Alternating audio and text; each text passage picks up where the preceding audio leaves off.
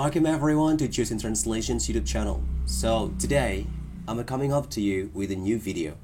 Dan kali ini masih dalam series membantu persiapan para siswa dan siswi Indonesia dalam UTBK 2021. Dan kali ini video kita akan membahas terkait dengan soal yang hampir selalu ada untuk soal bacaan bahasa Inggris di UTBK khususnya untuk tes skolastik. Informasi buat kalian, kita ada acara Sunday Snippet dan e-book launching buku Semoga Sakti UTBK Bahasa Inggris 2021 pada tanggal 20 Maret dan kalian bisa daftar sekarang juga. Sangat terbatas dan kapan lagi kalian bisa dapatkan semuanya beserta e-booknya. Langsung saja kita mulai bareng-bareng.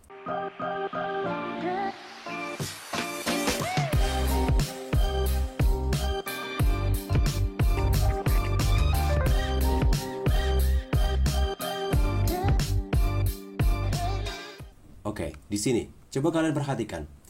Ada hampir 5 soal. Oke, 5 soal. Mencari main idea menjadi pertanyaan yang cukup menarik.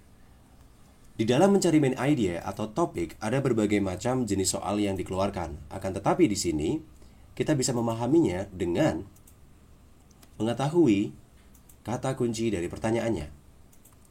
Coba perhatikan. Perhatikan terlebih dahulu pada soalnya. The passage mainly discusses a topic on, okay, here, take a look. Di sini ada a topic on, discusses. Jadi tulisan itu ya mengutamakan mendiskusikan soal topik apa. Artinya apa yang dibicarakan oleh teksnya. Lalu perhatikan di sini ada beberapa cara menjawab secara teknis dan cepat. Yang bisa kalian lakukan adalah baca untuk soalnya sedikit saja, yaitu ada di paragraf awal. The way your brain works may vary from season to season, and your study suggests. Researchers found that when people in the study did certain cognitive tasks, the ways that the brain utilizes its resources to complete this task change with the seasons. Okay. Lalu perhatikan pada kalimat pertama saja, dari sini sampai sini. Lalu ada beberapa kata kunci. Ini adalah cara menjawabnya. Pahami pertanyaannya. Yang ditanyakan adalah topik. Jadi, kamu perlu mencari apa yang dibicarakan dalam teks. Baca kalimat pertama, paragraf pertama, dan tentukan keywordnya. Oke, keyword atau kata kunci itu berkaitan dengan subjek dan predikat pada kalimat. The way your brain works ini adalah subjeknya. Oke, may vary ini adalah predikatnya. Oke, jadi kita temukan ada brain, ada works, ada vary. Oke, lalu kemudian di sini ada tambahan kata kunci season to season. Oke, bisa kita akumulasikan dalam urutannya seperti ini. Brain, work, vary, season. Otak bekerja berbeda setiap musim. Lalu kemudian kita lihat pada pilihan jawabannya. Pilihan jawaban A, result of research on a cognitive task, mencakup kata kunci results, research, cognitive task. Lalu kemudian pilihan B, kita lihat how brain system work each season, bagaimana kerja sistem otak setiap musim. Di sini ada brain, lalu kemudian ada work, ada season kata kuncinya. Pilihan C, correlation between time in a year and how brain works. Oke, jadi pada intinya di sini ada correlation, time in a year, and brain works. Selanjutnya, pilihan D, people's performance on a cognitive task in a year. Artinya, performa orang-orang dalam tugas-tugas kognitif dalam 1 tahun. Kita lihat kata kuncinya ada people's performance, lalu cognitive tasks, dan a year. Yang terakhir adalah relationship between seasons and feeling. Kita temukan hubungan antara musim dan perasaan. Relationship, seasons, and feeling. Oke, dari sini coba kita perhatikan. Kira-kira kata kunci apa yang paling banyak sama dengan keyword yang ada pada kalimat pertama, paragraf 1? Brain, oke. Contoh B ada brain, alright. And then here brain, oke. Pilihan C juga ada. Work, oke, work. Nice. Oke, B and C, oke, that's good. and then very, okay, no, tidak ada satupun. Lalu kemudian season, okay, season untuk pilihan B ada. Nah, maka dari sini jelas pilihan B ini mencakup kata kunci paling banyak. Dan juga jangan lupa disertakan urutannya. Kita lihat brain 1, work ini 2, ini urutan ketiga, season ini urutan ketiga. Oke? So jadi jawaban B adalah jawaban yang paling tepat. Itu cara menjawab paling gampang. Coba perhatikan, ini juga soal SBMPTN yang pernah diluncurkan. Dan kamu lihat pada soalnya. What does the passage discuss? Nah, ini juga sama, meskipun soal ditulis dengan berbeda, tapi maksudnya sama, diminta untuk mencari main idea dari paragraf. Langsung saja kita baca pada paragraf pertama. While reading to your baby, it may be the back and forth talking, not just the sound of words being read from page. That is the key to language development, according to new research at the University of Iowa. Oke. So, jadi dari sini bicara tentang ketika kita membacakan sesuatu pada anak atau bayi, ini mungkin menjadi satu bentuk pembicaraan yang bolak-balik. Tidak hanya suara yang kemudian dibacakan dari halaman, tetapi ini adalah bentuk kunci dari pengembangan bahasa. Ini berdasarkan pada penelitian yang dilakukan oleh Universitas Iowa di Jerman. Nah, sekarang kamu perhatikan di sini. Cara teknis menjawabnya adalah pahami pertanyaannya. Yang ditanyakan adalah what the passage discusses. Jadi kamu perlu mencari apa yang dibicarakan dalam teks. Baca kalimat pertama, paragraf 1. Tadi sudah. Lalu kemudian kita tentukan keywordnya. Tadi ada reading, ada to baby, ada the key, language development. Oke? Intinya adalah membaca ke anak, kunci pengembangan bahasa. Gitu. Nah, sekarang kita lihat pada pilihan jawabannya. Pilihan jawaban A. Reading to advance is essentially important. Oke. Here, pilihan A mencakup kata kunci reading, advance, dan important. Oke, nice. Lalu kemudian pilihan B. Kita lihat. First language, oke, bahasa pertama itu diperoleh melalui membacakan pada bayi. Mencakup kata first language, acquired, through, reading, baby. Oke. Pilihan C. Mother and her baby develop crucial innate relationship. Ibu dan bayinya mengembangkan hubungan yang mendalam. Oke, mother, baby, develop innate relationship. Alright, nice. Pilihan D, infant start learning language at the age of 6 months. So, jadi di sini ada bayi itu memulai mempelajari bahasa pada umur 6 bulan. Ada di sini infant start learning language and 6 months. Pilihan E, infants learn more from their mother than father. Bayi itu belajar lebih banyak dari ibunya daripada dari ayahnya. Lalu kemudian kita temukan ada infants learn from mother than father.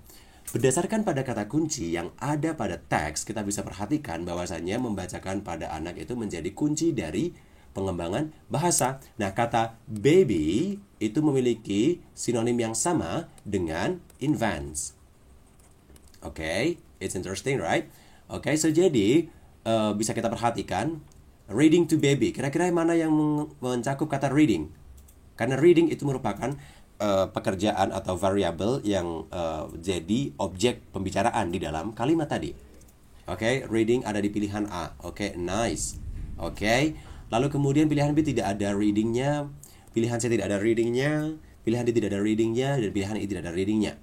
Lalu kemudian, oke, the baby sama dengan infants. Oke, pilihan A ada, pilihan B oke ada, pilihan C, pilihan B tadi ada reading. Oke, nice.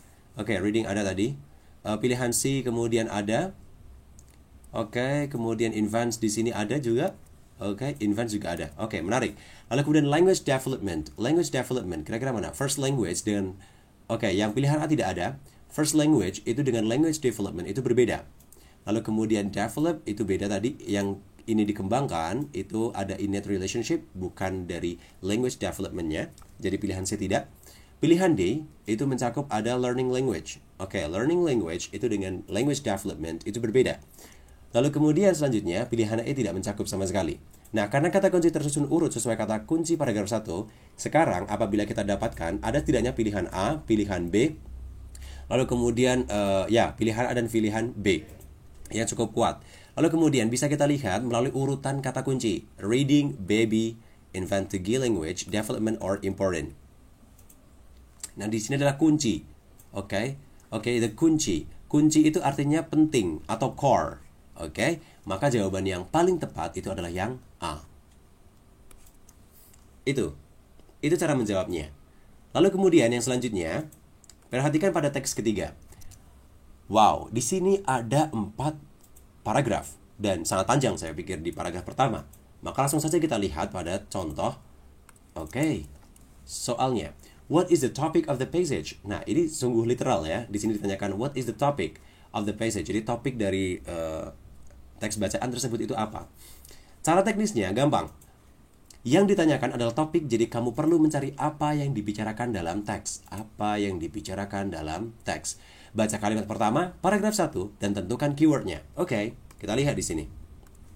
Paragraf pertama, bipolar disorder, formerly called manic depressive illness or manic depression, is a mental disorder that causes unusual shift in mood, energy, activities, levels, concentration, and the ability to carry out day-to-day tasks. Oke, so jadi ini bicara soal bipolar disorder, ya. Jadi itu adalah sebuah penyakit mental yang mana menyebabkan perpindahan mood, energi, tingkat aktivitas, konsentrasi, dan kemampuan dalam mengerjakan soal-soal itu secara tidak biasa. Maka di sini jelas subjeknya apa? Bipolar disorder. Lalu di sini ada tanda kurung, artinya ini hanya menjelaskan.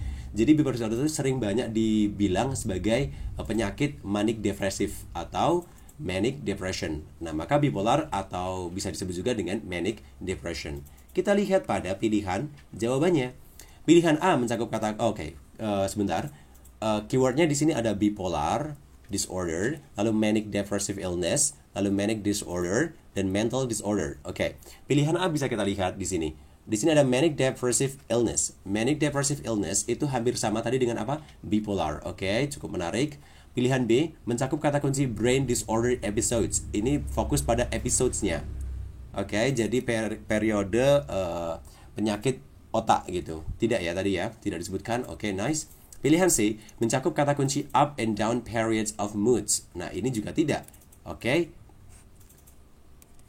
Pilihan D mencakup kata kunci mood change during depression. Nah, kalau yang ini bicara soal mood change, perubahan mood selama depresi gitu. Kita tidak fokus pada perubahan moodnya. Kita fokus pada apa sih yang disebut sebagai bipolar disorder, seperti itu. Dan pilihan E mencakup kata emotional problems for bipolar disorder. Nah, ini fokusnya adalah masalah-masalah emosional karena penyakit bipolar. Maka jawaban yang paling tepat itu adalah jawaban yang A, mencakup kata kunci yang paling tepat. Sebenarnya gampang, hanya bisa dilihat dari sini saja. Bipolar disorder, lalu kemudian di sini tanda kurung ini memberikan pengertian lain, seperti itu. Jadi pilihan jawabannya dibuat secara lebih lebih tricky, yaitu dengan menggunakan tanda kurung tadi, dan disebutkan di dalam pilihan jawabannya yaitu adalah kata yang ada di dalam kurung. Padahal yang ada di dalam kurung itu sama juga, yang namanya juga dengan bipolar disorder, seperti itu. Lalu kemudian di sini ini juga tes SBMPTN, soalnya berbeda. Ada 4 soal, yang mana 4 soal ini juga panjang-panjang. Tapi kita lihat pada soalnya. What does the passage mainly deal with? Oke, tadi kan mainly discuss about, or what is the topic. Nah, sekarang kita bisa lihat deal with. Oke, berhubungan dengan apa sih teks bacaan tersebut? Kita bisa lihat dengan cara yang sama. Bagaimana caranya? Pahami pertanyaannya nih. Yang ditanyakan adalah mainly deal with, jadi kamu mencari apa yang perlu dibicarakan dalam teks. Lalu kemudian baca teks pada kalimat pertama, paragraf 1, dan tentukan keywordnya. Kita lihat pada kalimat pertama. Nowadays, our lives are practically dependent on the ubiquity of information, communications, technology. So, jadi kehidupan kita sekarang secara praktek itu bergantung pada ICT, Information Communication Technology, yang ada di mana-mana. Alright, so jadi dari sini bisa kita lihat ada beberapa kata kunci yaitu Information Communication Technology. Nah, baca kalimat pertama, paragraf kedua, tentukan keywordnya. Di sini disebut the access to ICT for Indonesian students. Di sini kita lihat access ICT Indonesian students. Nice. Pilihan B, the positive impact of ICT on modern life. Jadi dampak positif dari ICT untuk kehidupan modern. Bisa kita lihat kata kuncinya adalah positive impact, ICT, dan modern life.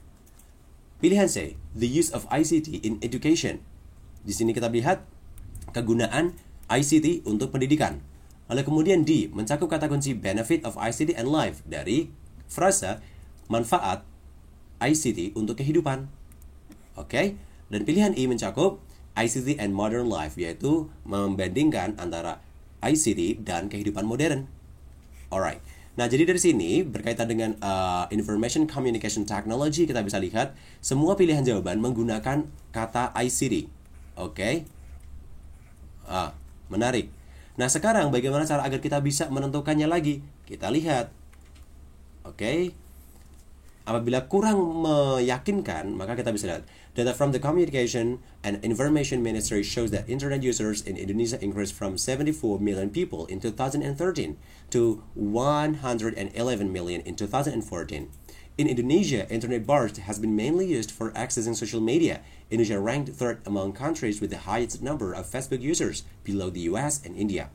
The popularity of the internet and social media unfortunately has not extended to education sector. Okay, that is good. So, jadi di sini popularitas dari internet dan social media itu sayangnya belum memperluas ke sektor pendidikan. Maka kata kunci baru yaitu adalah education. So, jadi jawaban yang paling tepat di sini adalah penggunaan ICT pada education, dan C adalah jawaban yang paling tepat. Ketika kamu dapatkan di kalimat pertama dan paragraf pertama itu kata kuncinya kurang, maka kamu bisa lihat pada kata kunci di paragraf setelahnya.